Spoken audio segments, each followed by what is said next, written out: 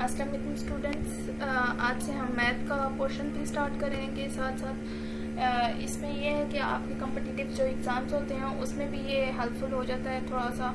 यहाँ पे 9th-10th की ज़्यादातर 8th 9th 10th की मैथ्स की बुक से पूछा जाता है। ज़्यादातर यही होता है कि 8 का काफ़ी पोर्शन होता है, 9th और 10th का भी। और बाकी ये जो वीडियो है ये 9th क्लास के लिए भी हेल्पफुल होगी, क्योंकि यहाँ पे मैं सारे चैप्टर 1 से लेकर चैप्टर 17 तक वीडियोस इसमें अपलोड करती जाऊँगी और एक प्लेलिस्ट बनाती जाऊँगी ताकि आपको लेक्चर 1 से आगे लेक्चर मिलते जाएं।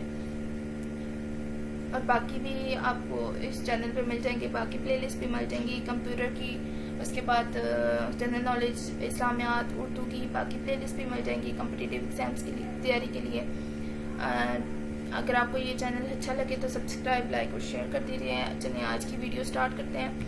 चैप्टर 1 जो क्लास 9 का चैप्टर 1 है उसका आज हम ओवरव्यू ले लेंगे कि जो इसकी बेसिक्स हैं हम लोग आज समझ लेते हैं। उसके बाद हम लोग करेंगे चैप्टर जो हमारा 1.1 है एक्सरसाइज, उससे हम लोग स्टार्ट करना शुरू कर देंगे। चैप्टर 1 जो यूनिट का नाम है वो है मैट्रिसेस एंड डिटर्मिनेंट्स। चलिए हम पहले डेफिनेशन स्टार्ट करते हैं। मैट्रिक्स पहले हम लोग समझ लेते हैं मैट्रिक्स होता क्या है। Rectangular array of real numbers enclosed within bracket is said to form matrix.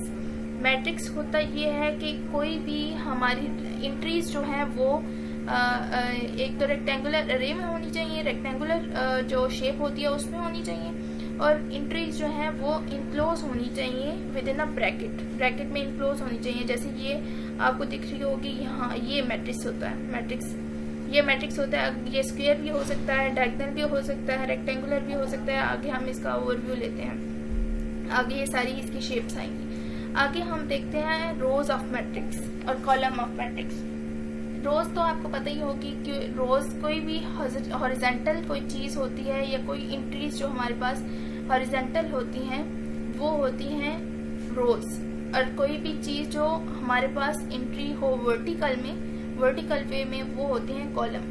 तो इसमें सिंपल यही लिखा हुआ है, in matrix the entries present in horizontal way are called rows, और वर्टिकल वे में होंगी तो उनको कॉलम ऑफ मैट्रिक्स कहेंगे। यहाँ पे आप देख सकते हैं इनको रो कहते हैं। 0 1 0 जो रो 1 में लिखा हुआ है, यहाँ पे ये है रो 1, रो 2 एंड रो 3, और यहाँ पे लिखा हुआ है C1 C2 एंड C3। यहाँ पे आप ये जरूरी नहीं है नीचे ही लिखेंगे, यहाँ के राइट साइड पे लिखेंगे, आपका जहाँ मर्जी है। यहाँ पे ऊपर भी C1 C2 C3 लिख सकते हैं, यहाँ पे हम लेफ्ट साइड पे भी लिख सकते हैं रो 1 रो 2 रो 3। आगे है जी order of matrix. Order of matrix है हमारे पास। ऑर्डर ऑफ मैट्रिक्स का हमारे पास 1.2 में हमारे पास आएगा ऑर्डर ऑफ मैट्रिक्स। हमें बताना होगा कि ऑर्डर ऑफ मैट्रिक्स होता क्या है। सिंपली इसमें ये है कि हम लोग जैसे कोई भी चीज़ हम लोग सम करके तो नहीं इसमें कहेंगे, कोई भी चीज़ हम गिन के बताते हैं कि इसमें इतनी चीज़ ये है और इतनी चीज़ जैसे हम लोग एक डिश में हम लोग रख लेते हैं एप्पल और मैंगोज, तो हम लोग बताते हैं एप्पल इतने हैं और मैंगो इतने हैं। इसी तरह ये ऑर्डर ऑफ मैट्रिक्स भी होता है। इसमें हम लोग एंट्री बताते हैं, इतनी एंट्री इस चीज़ की और इतनी एंट्री इस चीज़ की है। हम लोग एक बार डेफिनेशन को देख लेते हैं। The number of rows and columns in a matrix specifies its order. If a matrix M has M rows and N columns then M is said to be of order M by M। इसमें ये चीज़ आपको लाजमी लिखनी होगी, एक dash और फिर bye और डैश। यहाँ पे हमेशा रोज जो हैं वो लेफ्ट साइड पे और राइट साइड पे हमेशा कॉलम्स लिखेंगे। यहाँ पे इन्होंने डेफिनेशन में भी बताया हुआ है, M स्मॉल m जो है वो रोज को रिप्रेजेंट कर रहा है और स्मॉल n जो है वो कॉलम को रिप्रेजेंट कर रहा है। यहाँ पे बच्चे बहुत सारी गलती कर जाते हैं कि रोज जो है वो कॉलम की जगह पे और कॉलम जो है वो रोज की जगह पे लिख देते हैं, तो वो ऑर्डर बिल्कुल गलत हो जाता है, वो क्वेश्चन बिल्कुल गलत हो जाता है।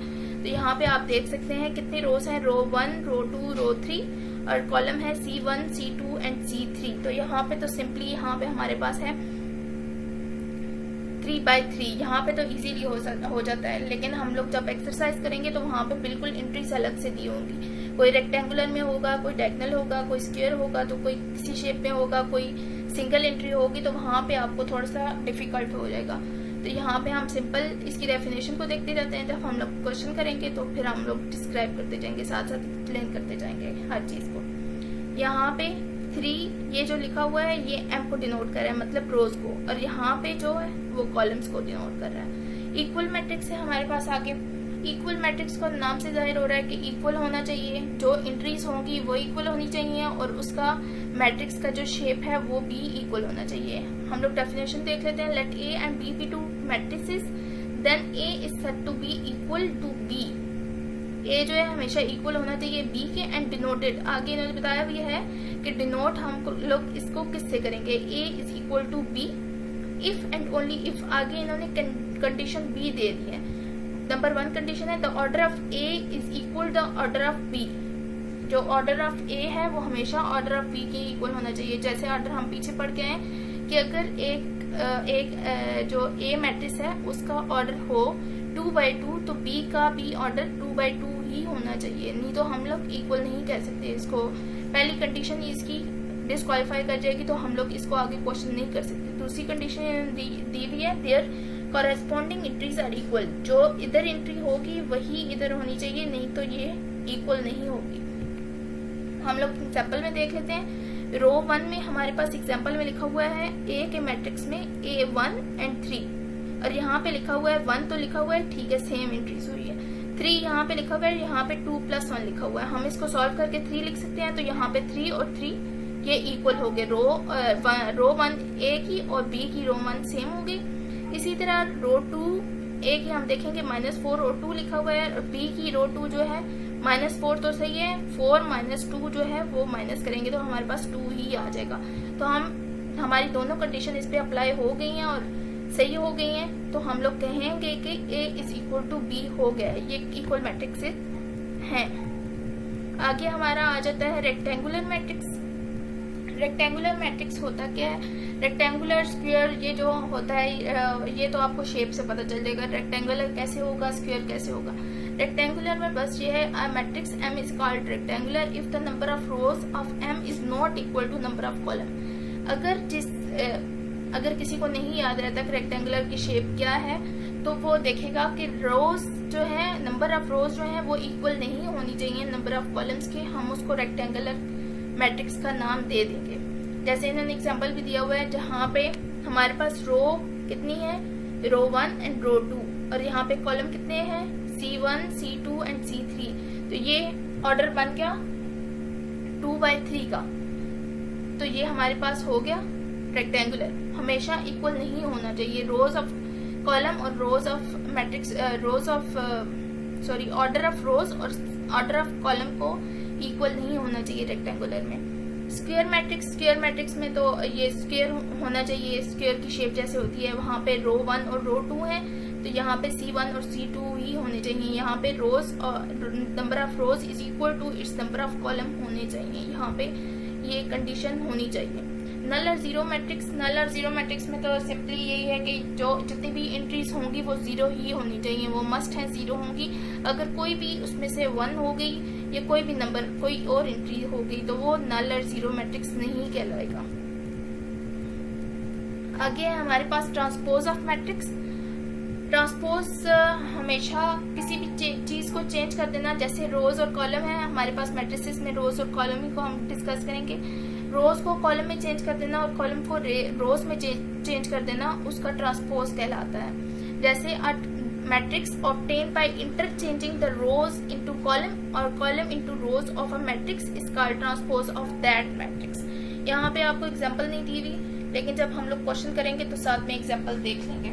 वहाँ पे जो क्वेश्चन होंगे तो हम लोग ट्रांसपोज का देख लेंगे। ट्रांसपोज को एक बात बताती चलूँ कि ट्रांसपोज को हमेशा ऊपर स्मॉल सा टी आता है किसी भी मैट्रिक्स, चाहे आप वो कोई भी मैट्रिक्स ले रहे हो, M का मैट्रिक्स ले रहे हो, A B कुछ भी, तो वहाँ पे छोटा सा अगर आप ट्रांसपोज ले रहे हैं उसके रोज को कॉलम और कॉलम को रोज में चेंज कर रहे हैं तो वहाँ पे मैट्रिक्स का जो जिसको हम लोग जिससे डिनोट कर रहे हैं, जैसे A का मैट्रिक्स हम ले रहे हैं तो A के ऊपर छोटा सा राइट साइड पे T होगा, तो उसको हम डिनोट करते हैं ट्रांसपोज से। नेगेटिव ऑफ मैट्रिक्स, नेगेटिव से जाहिर हो रहा है कि जहाँ पे पॉजिटिव होगा वहाँ पे नेगेटिव आ जाएगा, जहाँ पे नेगेटिव होगा वहाँ पे पॉजिटिव आ जाएगा। जैसे आप यहाँ पे एग्जांपल में देख भी सकते हैं, जो हमारे पास A है वहाँ पे -1 नहीं है, 1 है, यहाँ पे प्लस का साइन है 3 के साथ भी 4 के साथ भी, यहाँ पे प्लस का साइन है और 2 के साथ माइनस का साइन है। तो ये जब नेगेटिव ऑफ मैट्रिक्स हम इसी का लेंगे तो यहाँ पे इन तीनों के साथ माइनस आ जाएगा और -2 जो है वो प्लस में चेंज हो जाएगा। जब कभी भी हम लोग नेगेटिव ऑफ मैट्रिक्स लेते हैं किसी भी मैट्रिक्स का, तो जो प्लस के एंट्रीज होती हैं वो माइनस में और माइनस की एंट्रीज प्लस में चेंज हो जाती हैं। सिमेट्रिक आगे, सिमेट्रिक और स्क्यू सिमेट्रिक, ये आगे हमारे क्वेश्चन भी आएंगे सिमेट्रिक और स्क्यू सिमेट्रिक के प्रूफ के क्वेश्चन, तो वो हम लोग इसमें फर्दर आगे एक्सप्लेन कर दूंगी मैं। यहाँ पे हम लोग सिर्फ इसकी डेफिनेशन देख लेते हैं, आपको इसमें से छोटी सी चीज याद रखनी है। A square matrix is symmetric, square होना चाहिए हमेशा मैट्रिक्स जो है स्क्यू में भी और सिमेट्रिक में भी, स्क्यू सिमेट्रिक और सिमेट्रिक दोनों में स्क्वायर होना चाहिए। If it is equal to its transpose that is matrix A is symmetric, अगर वो इक्वल हो जाए उसके ट्रांसपोज के तो वो सिमेट्रिक होगा, अगर वो -a के इक्वल हो जाए तो वो स्क्यू सिमेट्रिक होगा। आपने सिर्फ इसमें ये चीज याद रखनी है कि अगर ट्रांसपोज अगर किसी चीज का लें तो वो इज इक्वल टू a ही आना चाहिए तो वो सिमेट्रिक होगा, अगर इज इक्वल टू -a मतलब नेगेटिव ऑफ मैट्रिक्स आ गया तो वो स्क्यू सिमेट्रिक बन जाएगा, तो उसको हम स्क्यू सिमेट्रिक बोलेंगे। डायगोनल ऑफ मैट्रिक्स, अब आगे हम देखते हैं डायगोनल ऑफ मैट्रिक्स क्या है। अ स्क्वायर मैट्रिक्स स्क्वायर ही होना चाहिए, मतलब रोज ऑफ नंबर ऑफ रोज और नंबर ऑफ कॉलम्स उसके सेम ही होने चाहिए, तो वो डायगोनल स्क्वायर मैट्रिक्स होता है। A square matrix A is called a diagonal matrix if at least any one of the entries of its diagonal is not zero and non-digital entries must all be zero।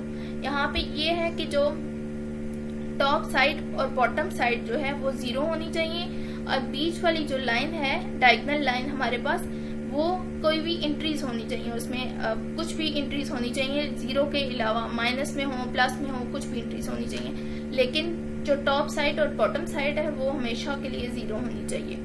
Diagonal में बस ये है। आगे हमारे पास आ जाता है scalar matrix. Scalar matrix a diagonal matrix is called a scalar matrix if all the diagonal entries are the same non zero. For example यहाँ पे इन्होंने के से डिनोट किया है, जैसे अल्फाबेटिकली कोई चीज हो, अल्फाबेटिकली कोई भी हम लिखते हैं अल्फाबेट तो वो सेम होने चाहिए। जैसे हम डायगोनल पे पढ़ के आए हैं वहां पे आप देख लें यहाँ पे 1 2 3 कोई भी एंट्रीज डिफरेंट हो सकती हैं, लेकिन स्केलर मैट्रिक्स में कोई भी एंट्री डिफरेंट नहीं होगी, सब एंट्री सेम होगी, लेकिन टॉप साइड और बॉटम साइड जो है वो जीरो ही होगी डायगोनल की तरह। आगे आइडेंटिटी मैट्रिक्स है हमारे पास। आइडेंटिटी को हम यूनिट मैट्रिक्स भी कहते हैं और इसको डिनोट भी करते हैं ऐसे। A diagonal matrix is called identity or unit matrix if all diagonal entries are 1 and it is denoted by I। इसको I से डिनोट करते हैं और इसकी एंट्रीज हमेशा 1 ही होनी चाहिए। जैसे उसमें हमने देखा है, जैसे स्केलर में देखा है, डायगोनल में देखा है, इसी तरह आइडेंटिटी में हमेशा जो भी एंट्री होगी वो 1 ही होगी डायगोनल में, टॉप साइड और बॉटम साइड उसके जीरो ही होंगे, लेकिन उसकी जो एंट्री डायगोनल में होगी वो 1 होनी चाहिए और उसके ऑर्डर भी 3/3 में होनी चाहिए। वो तो आपने ऊपर भी देखा है, स्केलर में भी डायगोनल में भी वो हमेशा होने चाहिए स्क्वायर मैट्रिक्स ही होंगे, मतलब उसका नंबर ऑफ रोज और नंबर ऑफ कॉलम जो है वो सेम ही होंगे।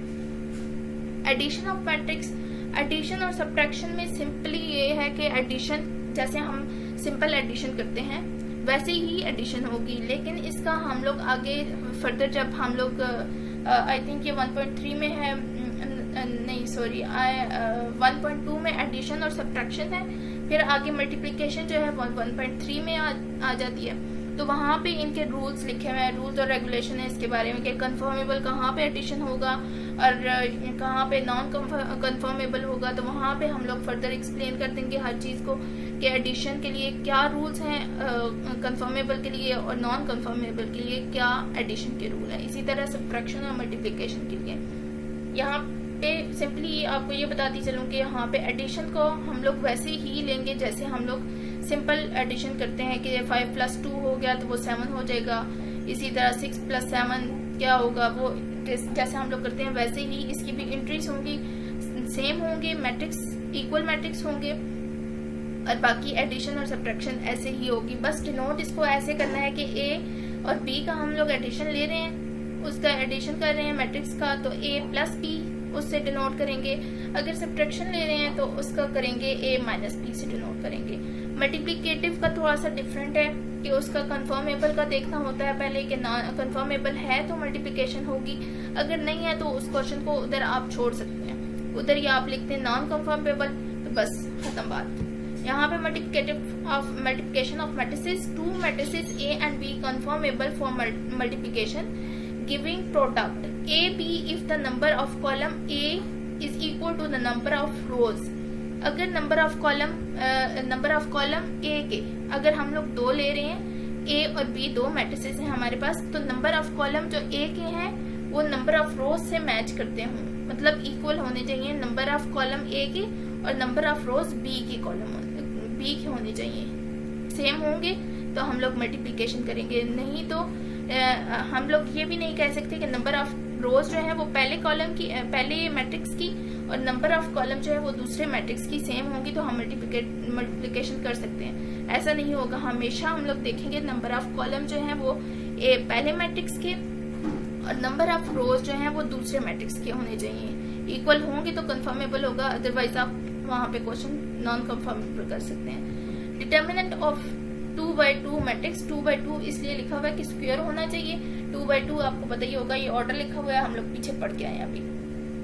डिटर्मिनेंट क्या होता है? डिटर्मिनेंट होता है the determinant of A denoted by det A, इसको हम लोग डिनोट करते हैं डेट A से, हम लोग लिखते हैं इस तरह, और A और यहाँ पे जैसे 2 वर्टिकल लाइंस हैं, इसी तरह वर्टिकल लाइन से इसको डिनोट किया जाता है, या डेट A आप लिख सकते हैं या इसको वर्टिकल लाइन से डिनोट कर सकते हैं। अंदर जो मैट्रिक्स जिस मैट्रिक्स का आप डिटर्मिनेंट ले रहे हैं वहां पे वो मैट्रिक्स आ जाएगा, मैट्रिक्स का नाम।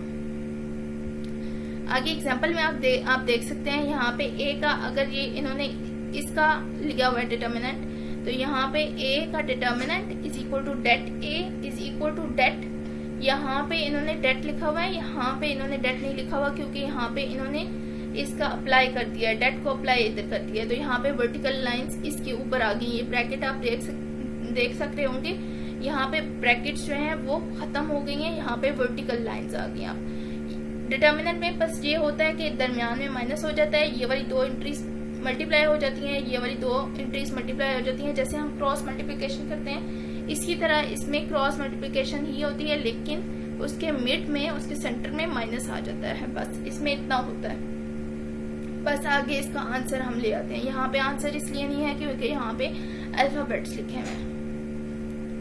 आगे डिटर्मिनेंट से ही आगे सिंगुलर और नॉन सिंगुलर जुड़े हुए हैं, क्योंकि सिंगुलर और नॉन सिंगुलर का हम लोग डिटर्मिनेंट निकालते हैं तो हमारे पास आता है कि ये मैट्रिक्स जो है वो सिंगुलर है, ये मैट्रिक्स नॉन सिंगुलर है। सिंगुलर में ये होता है square matrix A is called a singular if the determinant of A is equal to 0।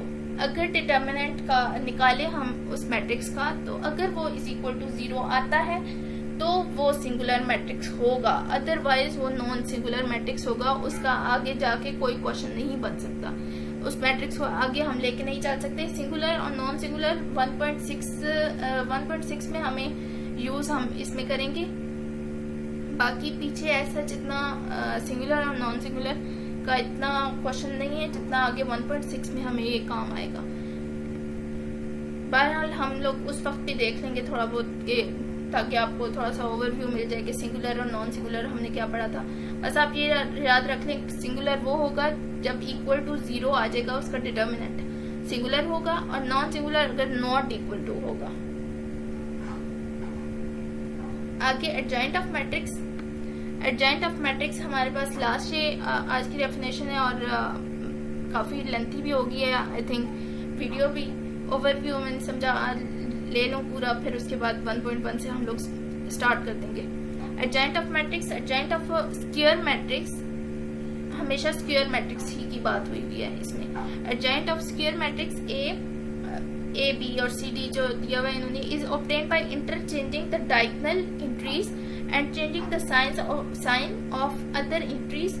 Adjoint of matrix A is denoted by adjoint A D J ए।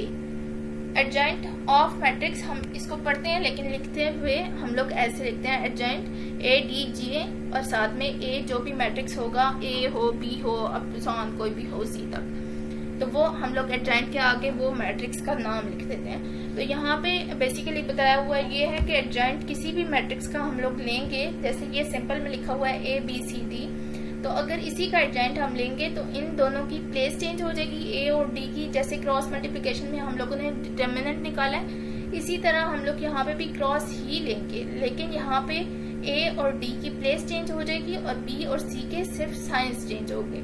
जैसे वो plus में है तो माइनस में हो जाएंगे, माइनस में है तो वो प्लस में हो जाएंगे, और ए और डी जिस तरह भी हैं लेकिन उनकी प्लेस चेंज हो जाएगी, बाकी सारा वो सेम रहेगा। ये एडजॉइंट ऑफ, ये जो नीचे की डेफिनेशन थी एडजॉइंट, डिटर्मिनेंट और सिंगुलर नॉन सिंगुलर, ये जो 3-4 डेफिनेशन है ये हमें ज्यादातर जो यूज होंगी 1.6 में होंगी। तो वहाँ पे हम 1.6 तक जब पहुंचेंगे हम लोग दोबारा ओवरव्यू ले लेंगे इनका, उसी वक्त ही थोड़ा सा जब ओवरव्यू ले लेंगे फिर हम लोग 1.6 को स्टार्ट करेंगे। बाकी आज की डेफिनेशन यहाँ तक ख़त्म होती हैं। हम कल से फिर न्यू स्टार्ट करेंगे, 1.1 का स्टार्ट करेंगे, वहाँ से शुरू करेंगे और फिर आगे चलते जाएंगे जहाँ तक इंशाल्लाह आप लोगों ने साथ दिया हमारा। और बाकी आपको ये चैनल अच्छा लगे तो सब्सक्राइब, लाइक और शेयर कर दीजिएगा। Thank you.